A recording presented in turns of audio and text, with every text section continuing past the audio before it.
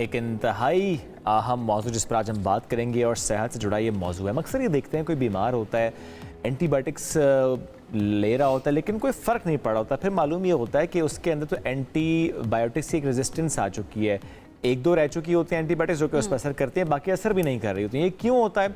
इसकी बहुत सी रीज़न हैं। ओवर द काउंटर ड्रग्स भी इसकी एक बड़ी रीज़न है, जिसमें हम ये देखते हैं कि समटाइम्स डॉक्टर ने अगर रिक्वायरमेंट नहीं भी है तो आपको कहा जी एंटीबायोटिक खा लो, डॉक्टर ने नहीं कहा, किसी और ने कहा, आपने एंटीबायोटिक खा ली। खुद से कह दे, किसी के कहने की जरूरत नहीं होती है। बच्चों को भी आप दे रहे होते, गला खराब है, आप गागल्स करने के बजाय नुस्खे या बाकी अगर रिक्वायर्ड नहीं है, रिक्वायर्ड नहीं है, आपकी कोशिश होती है जल्दी से जाएं। अच्छा, हमारे यहाँ एक ये भी बड़ा मसला है ना शुएब, कि आप कंट्रोल भी नहीं कर पाते ना, प्रिस्क्रिप्शन के बगैर एंटीबायोटिक्स अवेलेबल होती हैं। एक और मसला इसमें है कि आप एंटीबायोटिक्स लेकर आते हैं, अगर वो आपने 6 दिन 7 दिन जो भी उसकी प्रिस्क्राइब डोज है वो लेनी है, वो नहीं ले रहे होते।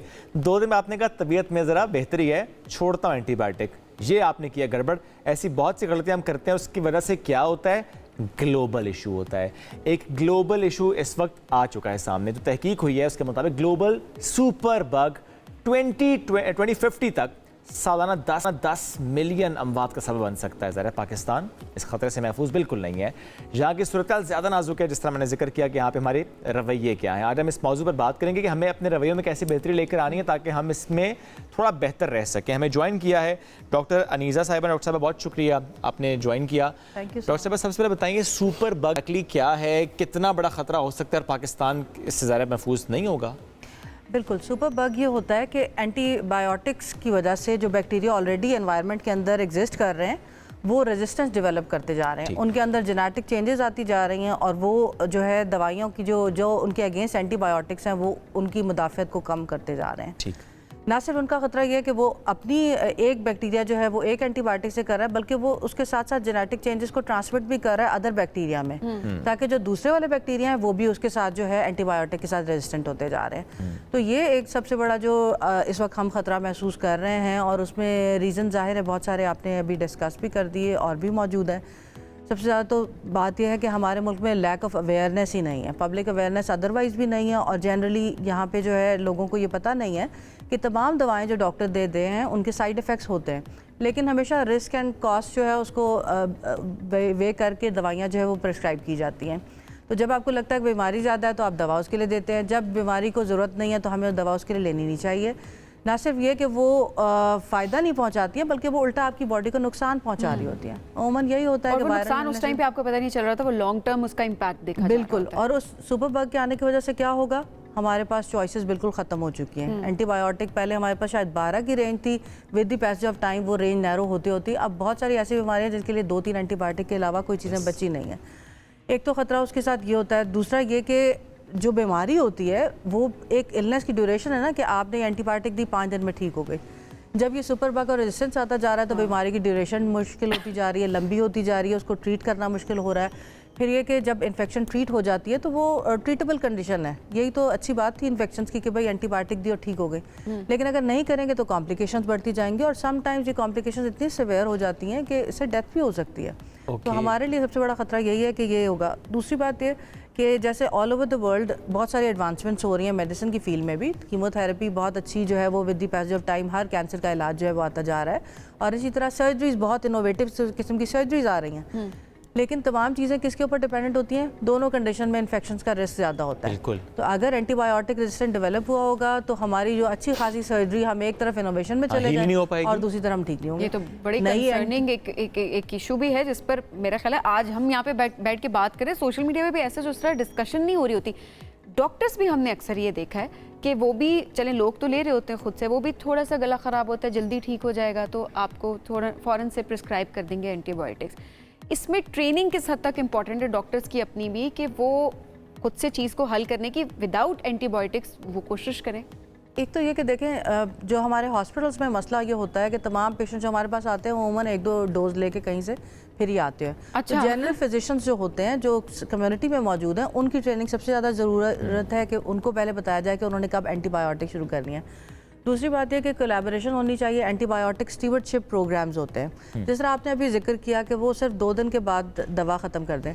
एंटीबायोटिक एक प्रॉपर डोज होती है, टाइमिंग होती है, उसकी ड्यूरेशन होती है कि ये दवा ये 3 दिन के लिए ये इस इन्फेक्शन को ट्रीट करना है, इस इन्फेक्शन के लिए 7 दिन में ट्रीट होनी है, या उससे लॉन्ग टर्म के लिए करनी होती है। और दूसरी बात यह है कि इसका जो नुकसान है ना, वो कॉस्ट की मद में बहुत ज़्यादा बढ़ रहा है। पाकिस्तान में तो वैसे ही रिसोर्सेज हमारे पास कम है, तो हेल्थ टेक्नोलॉजी असेसमेंट की अगर बात करें, हेल्थ इकोनॉमिक्स की, तो फिर ये शुरू में जो हमारी दवाइयाँ थी वो बहुत सस्ती हुआ करती थी, लेकिन अब जैसे जैसे हम बहुत एडवांस किस्म की दवाइयों पर जा रहे हैं, 3rd जनरेशन एंटीबायोटिक्स में हम पहुंच गए। बिल्कुल, और वो एक्सपेंसिव आइटम है हमारा अपना। ओवरऑल पर्सनली भी आउट ऑफ पॉकेट लोग खरीदते हैं तो उनको महंगी पड़ती हैं, और इसके अलावा ये कि मुल्क का नुकसान तो है ही है उसके साथ कि हमारा भी बहुत ज़्यादा। अगर मैं आपको एक अलार्मिंग किस्म का फिगर दूं कि ग्लोबली अगर हम देखें तो पाकिस्तान 3rd लार्जेस्ट कंज्यूमर है एंटीबायोटिक का। 3rd largest consumer of antibiotic का।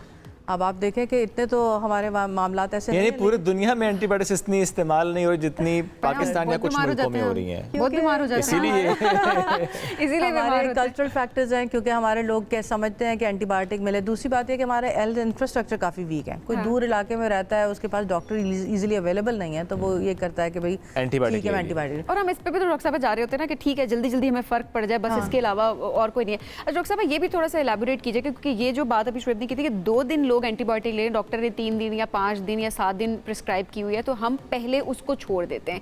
एक तो रेजिस्टेंस के पर्सपेक्टिव से हम बात ज़रूर करें, लेकिन अगर आप ड्यूरेशन पूरी नहीं करते, कोर्स कंप्लीट नहीं करते एंटीबायोटिक्स का, तो आपकी बॉडी पे, आपकी हेल्थ पे उसका क्या इम्पैक्ट होता है? देखिए, जिस इन्फेक्शन के लिए आपने काम शुरू किया था, वक्ती तौर पे तो उसने सप्रेस कर दिया, लेकिन आपने डोज ओमिट कर दी, तो ना सिर्फ ये कि वो अपनी बीमारी वापस जो है वो आ जाएगी, और थोड़ा बहुत उसने रेजिस्टेंस भी डेवलप कर लिया होगा। अब जो नेक्स्ट स्टेज के ऊपर अब मसला होगा, तो आपको एक नई एंटीबायोटिक, और वो एंटीबायोटिक आप पे असर नहीं करेगी, और वो नहीं करेगी। और उसके अलावा ये कि आपको जो दूसरी एंटीबायोटिक लेनी पड़ेगी, वो अगेन प्रोलॉन्ग पीरियड के लिए इस्तेमाल करनी पड़ती है। अब जैसे पाकिस्तान में टीबी बहुत ज़्यादा कॉमन है और ट्रीटमेंट ड्यूरेशन भी बहुत ज़्यादा है, तो बहुत सारी देखें फ्री मेडिसिन अवेलेबल है और लोगों को मिल रही होती है, वो हो जाती है। लेकिन जब लोग उसको उस रजीम को उस तरीके से फॉलो नहीं करते, कंप्लाइंस उस तरह से नहीं करते, रोज़ाना की दवा रोज़ाना नहीं लेते, तो फिर उसका इलाज इतना महंगा हो जाता है और वो 100% ट्रीटेबल भी नहीं रहता। बिल्कुल डॉक्टर साहब, क्या एक तो ये तो मुंह सी बात हो गई ना कि डॉक्टर्स प्रिस्क्राइब कर रहे हैं, लेकिन क्या वाकई ये बड़ा मसला है कि डॉक्टर्स रैंडमली प्रिस्क्राइब करें antibiotics without knowing the fact कि इसकी रिक्वायरमेंट नहीं है? चूँकि देखें, एक तो मामला ये होता है कि आपका ब्लड कल्चर, यूरिन कल्चर होता है, लेकिन उसकी रिपोर्ट में काफ़ी दिन बाद आती है, तो तब तक तो देर हो चुकी होती है, इसलिए डॉक्टर्स पहले से प्रिस्क्राइब तो कर देते हैं एंटीबायोटिक्स।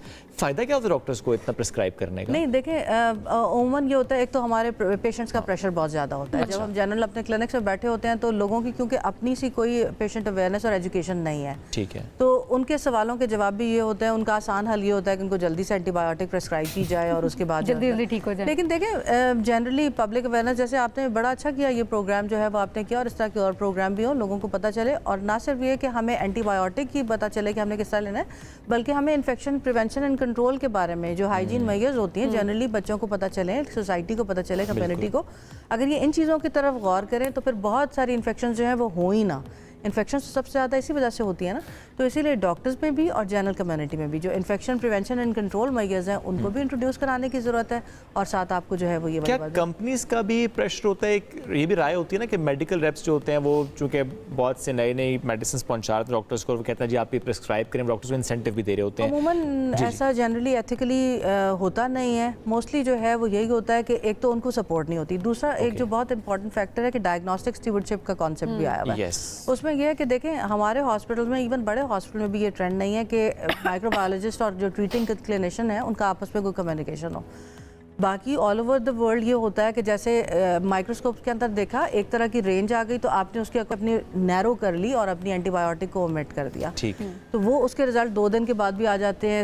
मतलब कल्चर की रिपोर्ट तो चलें देर से आती है, लेकिन वो वाली चीज़ें भी अवेलेबल होती हैं। और समटाइम्स ऐसा भी होता है कि दूसरे दिन कल्चर पे कुछ ना कुछ ग्रोथ आ जाती है, तो माइक्रोबायोलॉजिस्ट फ़ौरन फ़ोन करके ट्रीटिंग क्लिनिशियन को बताता है कि हाँ जी, मुझे इस तरह की चीज़ मिल रही है, तो अब आपने अपनी जो मेडिकेशन है उसको रिवाइज कर सकते हैं, अपडेट कर सकते हैं। लेकिन पाकिस्तान में ये सिस्टम क्योंकि नहीं है, मोस्टली हॉस्पिटल्स में ये फॉलो नहीं हो रहा होता, तो उसकी वजह से ये करता है। एक और जो मसला है वो ये कि हमारे यहाँ ई रजिस्ट्री नहीं होती। पेशेंट की रजिस्ट्रेशन जो है वो ऑल ओवर द वर्ल्ड तकरीबन हेल्थ केयर सिस्टम में एक बंदा एक आइडेंटिटी के साथ रजिस्टर्ड है। अब वो चाहे किसी जीपी के पास जाए, किसी डॉक्टर के पास जाए, उसकी एक आइडेंटिटी है और उसकी प्रेस्क्रिप्शन पता चलती है कि हाँ जी इसका ये वाली चीज़ थी और चीज़ें ट्रेस हो जाती है। तो with the passage of time Pakistan में ये डेवलपमेंट्स लाने की ज़्यादा आ रहे हैं। जरूरी है। एक इस्लामाबाद कॉलर भी है, जरा उनको भी शामिल करते हैं। शफकत है जी लाहौर से। अस्सलाम वालेकुम जी, क्या कहना या पूछना चाहेंगे? जी, मैंने ये पूछना था डॉक्टर साहिबा से, जी मेरा मुंह हमेशा इस मुंह में छाले हो जाते हैं और इसके लिए कोई एंटीबायोटिक ऐसा है जो मैं यूज कर सकूं? ये देखें सीधा एंटीबायोटिक पे। आप बताएं। वो कह रहे हैं मेरे मुंह में अल्सर्स हो जाते हैं, वो कह रहे हैं कि एंटीबायोटिक ये मैं लूं। अच्छा, अल्सर्स के जो सबसे ज़्यादा हम देखते हैं उसमें ये होता है कि अमूमन जो स्ट्रेस अल्सर्स होते हैं वो बहुत ज़्यादा कॉमन फाइंडिंग होती हैं।